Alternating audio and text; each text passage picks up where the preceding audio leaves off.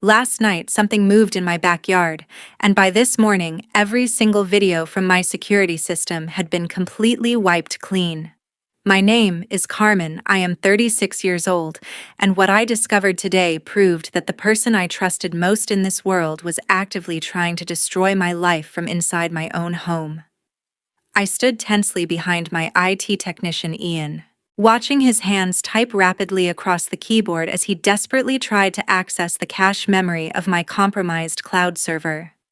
The monitor flickered several times before displaying a single blurry video fragment that Ian miraculously managed to pull from the deleted data zone right before it was permanently overwritten by the system.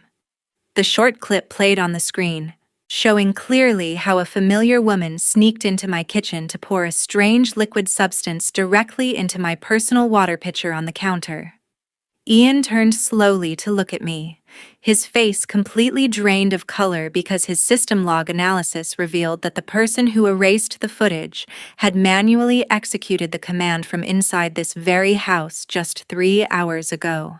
"Leave the house right now, right this second, and do not pack or take anything with you," Ian whispered with a trembling voice while his eyes nervously darted toward the dark hallway behind us. Pure terror took over my entire body as I grabbed my car keys from the table and sprinted out the front door into the heavy rain without daring to look back at my own property. If you have ever experienced a betrayal so deep that it made you question your own sanity, hit the like button, subscribe to the channel, and share this story with someone who needs to know that it is never too late to fight back against the people who underestimate you. Half a year ago, this nightmare truly began when I foolishly opened my front door to let absolute betrayal live under my own roof. My sister Alicia arrived alongside her boyfriend Grant, dragging heavy suitcases onto my porch because his startup company had recently declared bankruptcy. Grant was actively facing severe federal prosecution for orchestrating a massive financial fraud scheme involving millions of dollars. I pitied their desperate situation enough to offer them the spacious guest bedroom in my Las Vegas estate without asking for any rent or living expenses. That generous decision quickly turned into a grave mistake because within a single week, Alicia initiated her subtle takeover of my entire living space. She completely overstepped her boundaries by independently changing my secure wireless network password along with the main digital security code for the front gates. She justified these invasive violations by claiming she needed to ensure Grant remained safe from aggressive creditors trying to track his daily movements.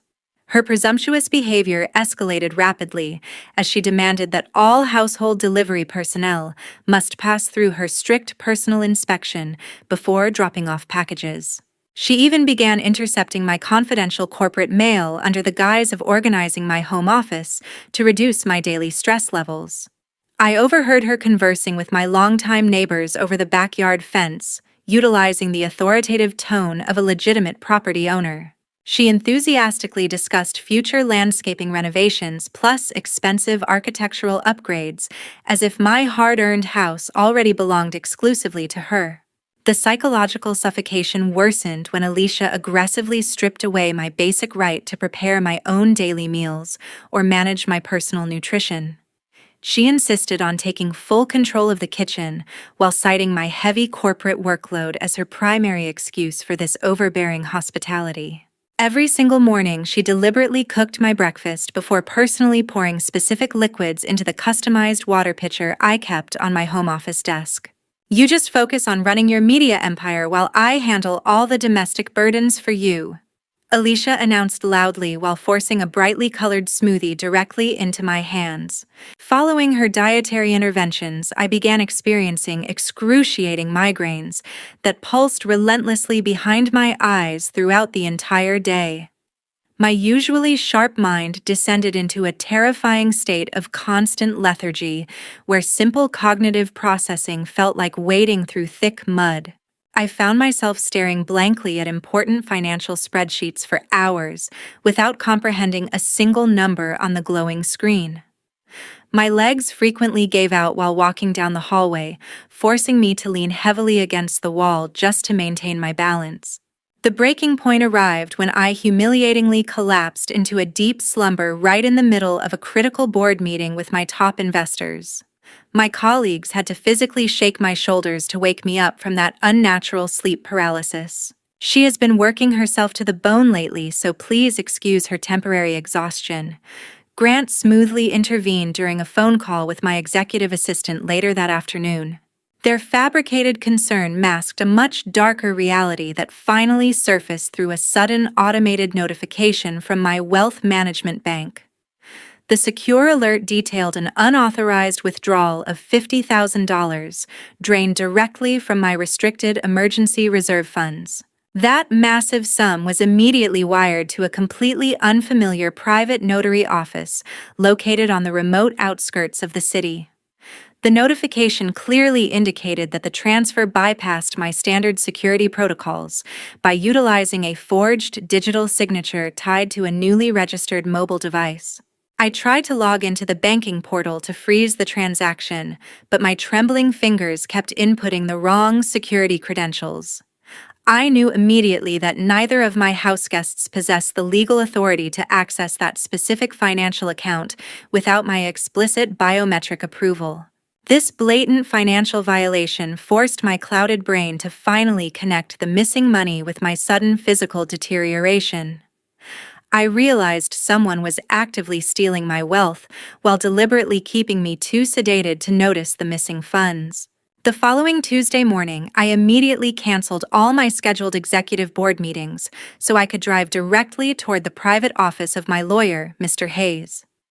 I firmly placed the highly suspicious financial documents that the bank had just mailed me right onto his wide wooden desk.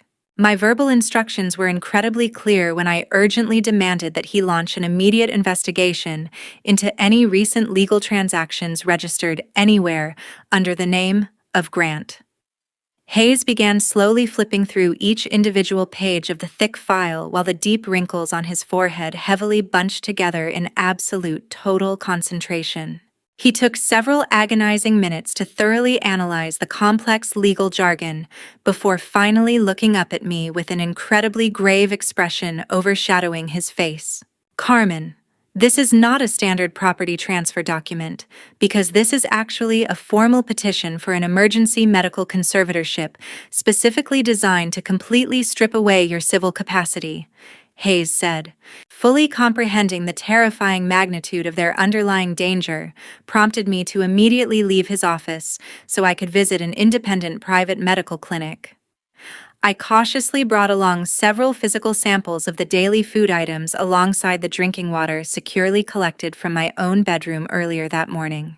My primary objective was paying a premium fee to ensure the medical professionals conducted a comprehensive toxicology screening on both my physical body, plus the provided material evidence.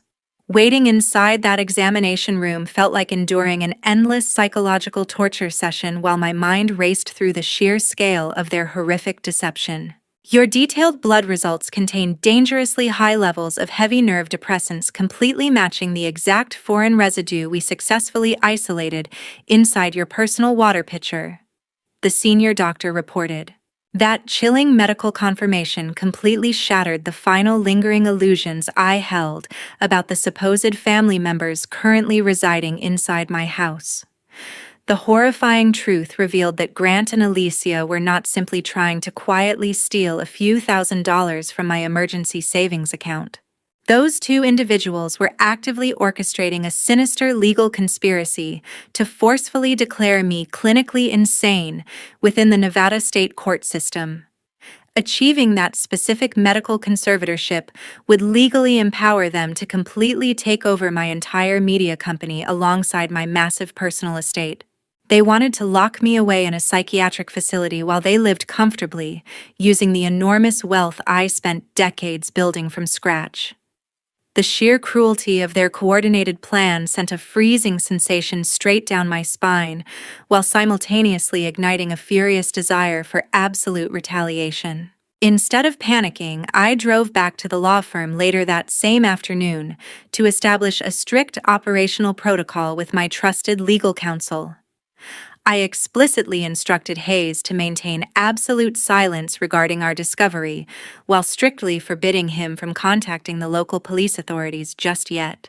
Alerting law enforcement prematurely without undeniable video evidence would only allow those two sociopaths to claim the deliberate drugging was merely an accidental medication mistake. We could never secure a massive criminal conviction if they managed to convince a naive jury that the toxic dosage was a harmless misunderstanding. I desperately needed them to confidently proceed with their malicious agenda so they would eventually incriminate themselves beyond any reasonable shadow of a doubt. Therefore, I calmly requested Hayes to draft a completely fraudulent real estate power of attorney contract giving away my most valuable casino properties. This meticulously crafted fake document would serve as the perfect irresistible bait for our upcoming counterattack against their boundless greed. My ultimate strategy involved casually leaving those forged documents exposed inside my home to carefully manipulate their next desperate move. By providing them with exactly what they desired, I could successfully orchestrate their spectacular downfall on my own terms. They falsely believed they were hunting a weakened victim, but they had unknowingly stepped directly into a meticulously prepared legal trap. During the first 3 weeks of November, I meticulously transformed myself into the perfect subject of their fabricated psychological decline, while strictly adhering to the distorted script they had written for my life. I had learned to discard the sedative-laced beverages Alicia frequently brought to my office by emptying them into the large decorative potted plants sitting near my balcony door. Despite successfully avoiding the drugs, I deliberately performed a convincing physical routine by stumbling frequently against the furniture stuttering during business conversations or staring blankly at my computer monitor for long intervals. I even went as far as purposely forgetting the security codes for my personal safes whenever Grant happened to be lingering in the hallway watching my supposed descent into complete memory loss. Alicia became increasingly arrogant as she observed what she believed was my inevitable psychological collapse, often openly discussing her plans to dispose of my belongings in front of me, as if I were already legally incapable of understanding simple English. "Drink this pathetic liquid immediately, you unstable lunatic, because you are wasting far too much of my precious time today," Alicia barked, while forcefully slamming the heavy glass tumbler onto the expensive marble kitchen island. Grant mirrored her growing dominance by pacing around my home, with the smug confidence of a man who had already secured his future inheritance through his devious legal manipulation. He frequently held loud, aggressive phone conversations inside my private library, openly discussing the upcoming auction of my company's intellectual property to his dubious business associates. I remained silent during these humiliating displays of his authority, choosing instead to focus my entire energy on the hidden preparations that would eventually dismantle their entire criminal enterprise. I quietly smuggled my trusted technician into the house through the garage while they were out gambling at the local casinos to install high-resolution camera modules inside the ventilation grills.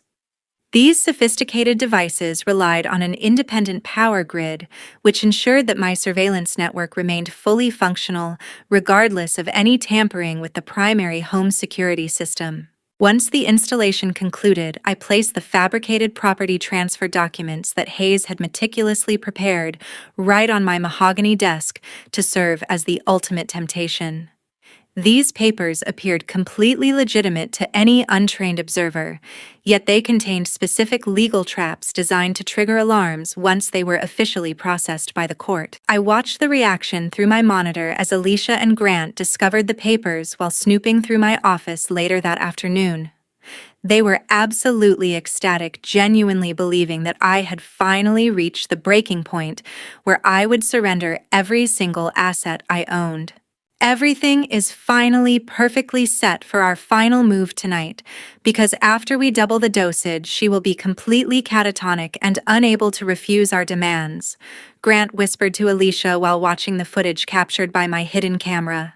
I sat motionless in my dark bedroom while observing their cold celebration through the digital feed, knowing their absolute certainty of victory would inevitably lead them into their final reckless mistake. Their insatiable hunger for my wealth blinded them to the reality that I was not the victim they intended to exploit, but rather the architect of their immediate legal ruin. I meticulously checked the battery levels of the hidden recorders while counting down the precious hours until their scheduled attempt to force my final signature. Every single movement they made within those walls was being logged as undeniable evidence to be used against them during their inevitable criminal prosecution. I remained perfectly calm because I understood that their desire for power was the exact weapon I would utilize to systematically destroy every shred of their false security. They were now trapped inside a sophisticated digital cage that I had built around them while they were busy playing the role of master manipulators. The final phase of this operation required me to remain invisible and compliant until the moment of their ultimate exposure arrived before the eyes of the law. On the night of December 12th, a sudden flash from the ventilation grill pushed the entire situation far beyond my ability to control it. Grant had been aimlessly reaching for a bottle of expensive bourbon on top of the refrigerator when he inadvertently caught the reflection of a hidden camera lens staring back at him. His face immediately drained of all color as he realized he had been under constant surveillance inside what he foolishly considered his own secure fortress. Grant frantically tore the miniature device from the ceiling before sprinting down the basement stairs to confront Alicia with the devastating reality of our discovery. He utilized a heavy steel hammer to brutally smash the physical network storage drive, while simultaneously accessing the internal server to permanently wipe every digital footprint remaining on the cloud network. The plan to force that final signature is no longer safe because we have been compromised by this stupid woman, Grant hissed through gritted teeth while pacing the small kitchen. I will simply push her down the stone staircase tomorrow morning, so the police will only conclude that it was a tragic accident involving a mentally unstable person. Recalling the events of the following morning, I remembered how Ian had successfully salvaged the single crucial video segment from the hidden system cache before it was erased. He carefully encrypted that vital piece of footage into several independent digital copies to ensure the evidence remained permanently preserved against any further tampering. My hands remained steady while I drove my vehicle straight toward the Federal Financial Crimes Investigation Office, located in downtown Las Vegas, to initiate the final phase of our operation.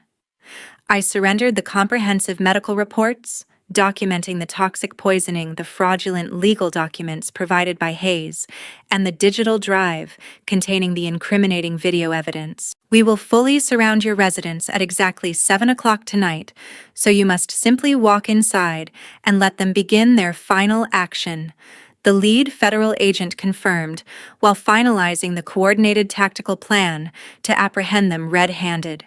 The cold realization that I had successfully outplayed their entire criminal conspiracy provided me with a strange sense of clarity as I prepared for the final confrontation. I understood that Grant and Alicia were completely unaware that the federal authorities were already finalizing the perimeter setup around my property. My entire body felt strangely light, while I considered the imminent collapse of their carefully constructed web of lies and deceit.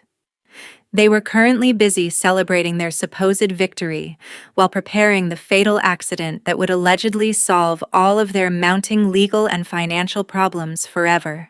I arrived back at the front gates of my home knowing that my long journey through their psychological torment was finally reaching its dramatic climax. My mind remained focused on the precise sequence of actions required to force them into revealing their true intentions before the eyes of the law. I checked my watch while observing the quiet darkness surrounding the estate, fully prepared to confront them for the last time. 7 o'clock that evening, I walked through the main entrance of my residence with a calculated expression of profound exhaustion, completely unaware that 6 undercover federal agents had already secured every possible exit point around the perimeter. Alicia and Grant were waiting for me inside the formal dining room, where they had painstakingly arranged an elaborate dinner spread designed to look like a supportive family gesture. The atmosphere inside the room felt suffocatingly tense as Grant stood silently in the far corner, with his heavy frame poised for an immediate display of physical aggression.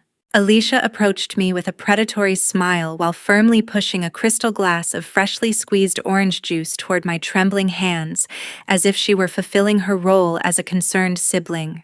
Drink this liquid immediately because your body is clearly shaking from the stress.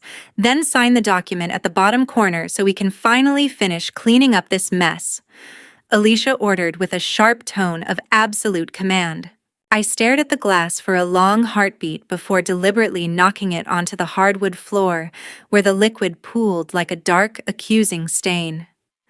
I took 2 deliberate steps backward to increase the physical distance between us, while reaching into my pocket to retrieve the hidden remote control. My thumb pressed the primary activation switch, which instantly triggered the heavy steel locking mechanisms on every automated door and window throughout the entire villa. The massive wall-mounted television suddenly flickered to life and began broadcasting the high-definition footage that Ian had meticulously restored from the damaged cloud servers. The screen displayed clear evidence of Alicia and Grant spiking my daily meals with toxic chemicals, alongside their detailed verbal confession regarding the planned assassination attempt. Alicia turned toward the glowing screen with a face that rapidly drained of all color while her eyes frantically darted toward the exit points we had just sealed shut.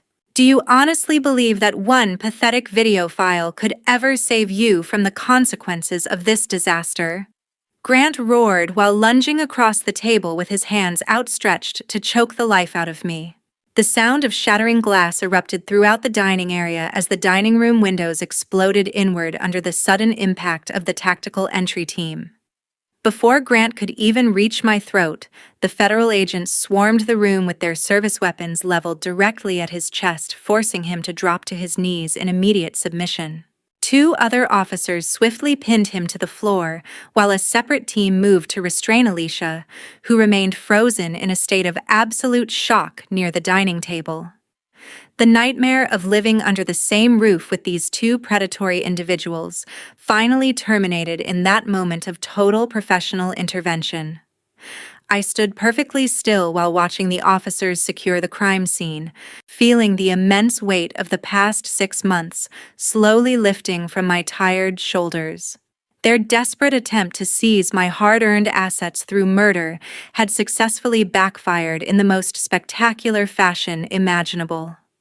The law had finally arrived to restore order within the walls of my own home, ensuring that their reign of terror reached a permanent and definitive conclusion. 8 months after that chaotic night of storm and betrayal, I sat calmly in the front row of the Nevada State courtroom, awaiting the final judicial verdict. My longtime best friend Diana sat directly beside me while firmly gripping my hand to provide silent strength as the judge began reading the comprehensive 5-page indictment. The jury unanimously declared that Grant and Alicia were guilty of organized financial fraud, federal document forgery, and the extremely serious criminal charge of second-degree attempted murder. The presiding judge struck his wooden gavel against the sound block to finalize the sentencing process for both defendants, without any possibility of early release or parole. Grant received a mandatory sentence of 15 years in federal prison, while Alicia was sentenced to serve 8 years behind bars for her active role as a primary accomplice in the systematic poisoning. You must save me because it was actually Grant who forced me to participate in every single criminal action. I never once intended to actually kill you. Alicia shrieked while desperately trying to shift the entire burden of guilt onto her former partner as the marshals dragged her past my bench. I looked directly into her frantic eyes and felt nothing but cold indifference while I delivered the final response she deserved for her monumental betrayal. All semblance of our former sisterly bond died at the exact moment you poured those toxic chemicals into my water pitcher, you absolute lunatic. I replied with a steady voice that reflected no lingering emotional attachment to her pathetic pleas for mercy. I turned my back on the weeping defendants before walking out of the courtroom with a profound sense of closure regarding that traumatic chapter of my life. Once outside the courthouse, I immediately contacted Hayes to initiate the total liquidation of my Las Vegas villa and all associated luxury properties owned by the shell corporations. I wanted to eliminate every remaining physical trace that connected my current existence to the dark period when these two individuals attempted to destroy my future for their own financial gain. My primary objective shifted toward establishing a completely new digital identity, while ensuring that my legal team implemented ironclad firewalls around my business assets. This process of total detachment provided me with the necessary psychological freedom to reclaim my life from the wreckage of their failed criminal conspiracy. I viewed this final liquidation as the last necessary step in scrubbing my past clean from their persistent toxicity once and for all. Leaving that chapter behind was not merely a physical act, but a spiritual liberation from the manipulative web they had spent months weaving around my throat. I walked toward my car knowing that the justice system had successfully performed its duty by permanently removing these dangerous predators from my personal circle. The quiet air of the city felt cleaner as I drove away from the site of my final courtroom victory toward a future that belonged exclusively to my own terms. Living in a new city has provided me with the necessary space to rebuild my business empire from the ground up, while ensuring that the deep scars from that betrayal serve as my ultimate rules for survival. My internal physical recovery is finally complete after months of medical treatment, so I have now placed my entire net worth into an independent, irrevocable trust to permanently block any future legal loopholes.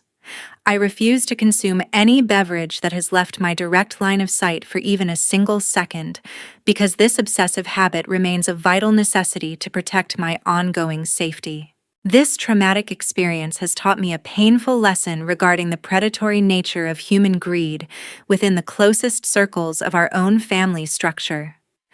Blood relations can never function as an impenetrable shield against such calculated deception, so you should never delegate full financial or medical authority to anyone simply because they share your surname. Those malicious individuals attempting to destroy your livelihood will always manipulate your perceptions to ensure you feel perpetually weak or incompetent.